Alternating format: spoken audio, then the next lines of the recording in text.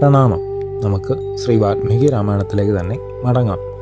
ഭഗവാൻ വസിഷ്ഠൻ ശബളപ്പശുവിനെ തരികയില്ലെന്നത് വ്യക്തമായപ്പോൾ വിശ്വാമിത്രന് വാശി ഒന്നുകൂടിയേറി.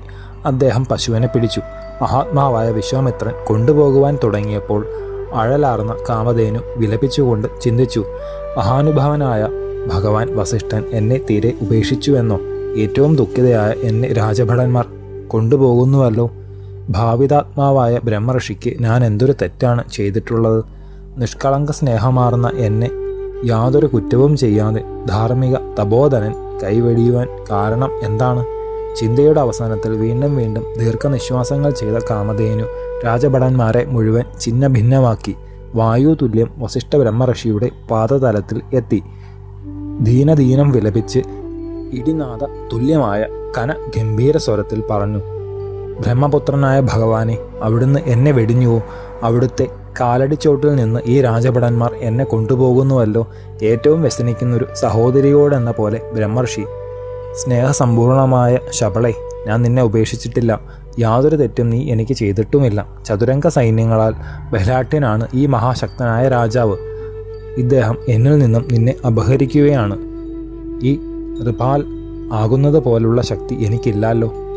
രാജ്യത്തിൻ്റെ പെരുമാളായ നരവരൻ ക്ഷത്രിയനും ഭൂഭർത്താവുമല്ലേ.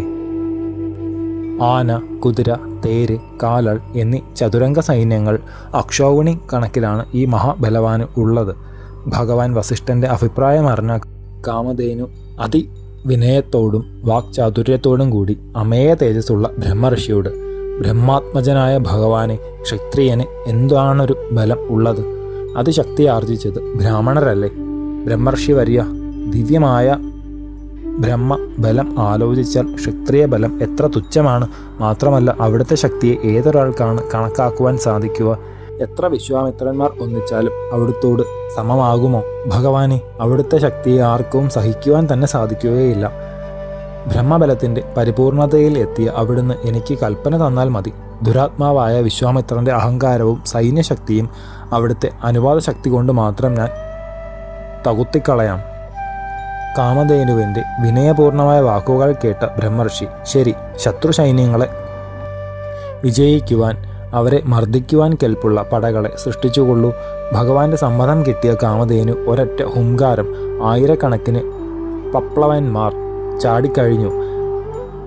കൗശികൻ നോക്കി നിൽക്കെ തന്നെ പടകളെ മുഴുവൻ നശിപ്പിച്ചു തുടങ്ങി. ചിന്നിച്ചിതറിയ സൈന്യങ്ങളെ കണ്ടപ്പോൾ രാജാവിൻ്റെ കണ്ണുകൾ രോഷം കൊണ്ട് രക്തവർണ്ണമായി. പല പല ശ്രേഷ്ഠായുധങ്ങളും എടുത്ത് ചേർത്തു. പഹ്ലവന്മാർ നശിച്ചു തുടങ്ങി. ക്രുദ്ധയായ കാമധേനു യൗവനന്മാരോട് കൂടിയ ശകന്മാരെ തുരുതുരെ നിർമ്മിച്ചു. ചമ്പകപ്പൂ വല്ലിയോടൊത്ത നിറമാർന്നവരും മഹാപരാക്രമശാലികളുമായ അവർ നീണ്ട ഖഡ്ഗവും പട്ടസമെന്ന ശ്രേഷ്ഠായുധവും ധരിച്ച് സ്വർണവർണ്ണ വസ്ത്രവും ഉടുത്ത് വരുന്നതു തന്നെ ആളൂന്ന അഗ്നിയെപ്പോലെ രാജ്യസൈന്യങ്ങളെ ചാമ്പലാക്കിക്കൊണ്ടാണ്. വിശ്വാമിത്രൻ അങ്ങോട്ട് തിരിഞ്ഞു. മഴ പോലെ ശരങ്ങൾ വന്നു തുടങ്ങി. ശകന്മാരും യവനന്മാരും പഹ്ലവന്മാരും ആകെ ഉലഞ്ഞു. ഘാതീനന്ദന ബാണങ്ങളാൽ വശം കെട്ട സൈന്യങ്ങളെ കണ്ട വസിഷ്ഠൻ, മകളെ കാമധേനു, യോഗത്തിൽ നിന്ന് പടകളെ സൃഷ്ടിക്കൂ. ആ നിർദ്ദേശം കേട്ട ശബള ഹുങ്കാരം ചെയ്തു. അതിൽ നിന്ന് സൂര്യ സദൃശ തേജസാർന്ന കാംഭോജന്മാർ ജാതരായി, യോനിയിൽ നിന്ന് യവനന്മാർ, അകിട്ടിൽ നിന്ന് അനേക ആയുധങ്ങളേന്തിയ പപ്ലവന്മാർ, ശകൃസ്ഥലത്തുനിന്ന് ശകുന്മാർ, രോമകൂപങ്ങളിൽ നിന്ന് മ്ലേച്ഛരായ ഹാരിതന്മാരും കാട്ടാളന്മാരും അവരെല്ലാം ഒത്തുചേർന്നപ്പോൾ ആന, കുതിര, തേര്, കാലാൾ എന്നീ സൈന്യങ്ങളെല്ലാം ഉടഞ്ഞുകഴിഞ്ഞു. മഹാത്മാവായ ബ്രഹ്മർഷി പടകളെ മുഴുവൻ നശിപ്പിക്കുന്നത് കണ്ട വിശ്വാമിത്ര പുത്രന്മാർ 100 പേർ കോപാധിക്യത്താൽ വിറച്ചുകൊണ്ട് ആ ജപശ്രേഷ്ഠൻ്റെ നേരിട്ട് പാഞ്ഞെടുത്തു. മഹാനായ ഋഷിയുടെ ഒരൊറ്റ ഹുങ്കാരം ചതുരംഗ സൈന്യങ്ങളോട് കൂടിയ രാജകുമാരന്മാർ മുഴുവൻ ഉത്തരക്ഷണത്തിൽ ചാമ്പലായി മാറിക്കഴിഞ്ഞു. അക്ഷൗഹിണി കണക്കിലുള്ള പടകൾ, ബലശാലികളായ തനയന്മാർ എല്ലാം നശിച്ചതു കണ്ട വിശ്വാമിത്രൻ ലജ്ജ കൊണ്ട് തല താഴ്ത്തി ചിന്തയിലാണ്ടു. അലകൾ അടങ്ങിയ മഹാസാഗരം പോലെ, വിഷപ്പല്ലു പോയ സർപ്പം പോലെ, ഗ്രസ്തനായ ആദിത്യൻ പോലെ രാജാവിനെ നിഷ്പ്രഭനാക്കി ആത്മജനാശത്താൽ ചിറകറ്റ പക്ഷിയെപ്പോലെയുമായി മതവും ഉത്സാഹവും നശിച്ചു. പിതൃസമീപത്തിൽ നിന്നിരുന്ന ഒരു മകൻ മാത്രം ബാക്കിയായിരുന്നു.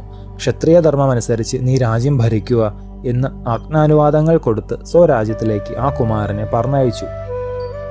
കിന്നരോരകന്മാരാൽ പരിസേവിതമായ ഹിമാലയ സാനുവിലേക്കാണ് വിശ്വാമിത്രൻ പോയത്. അന്ധകാരിയായ മഹാദേവൻ പ്രസാദിക്കുവാൻ വൻ തപസ് ആരംഭിച്ചു.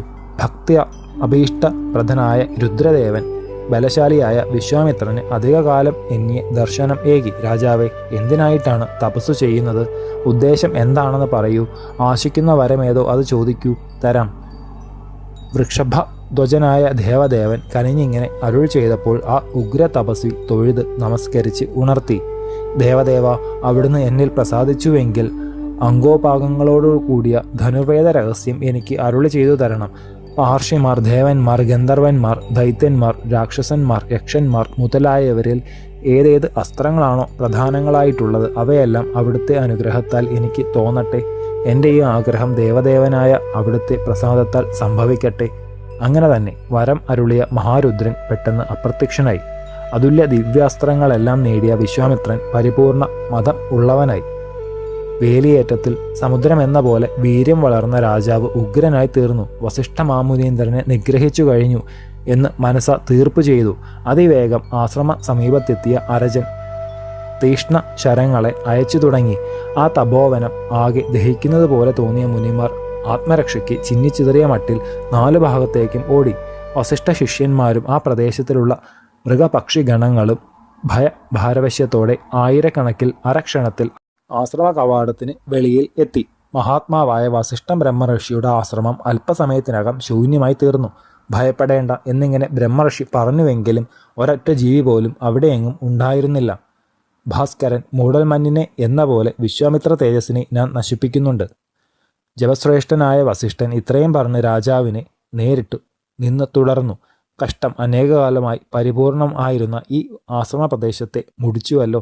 തീർച്ചയായും അങ്ങൊരു ദുരാചാരനാണ്. അതുകൊണ്ട് ഇത്തരത്തിലുള്ള അങ്ങ് ഉണ്ടാകരുത്.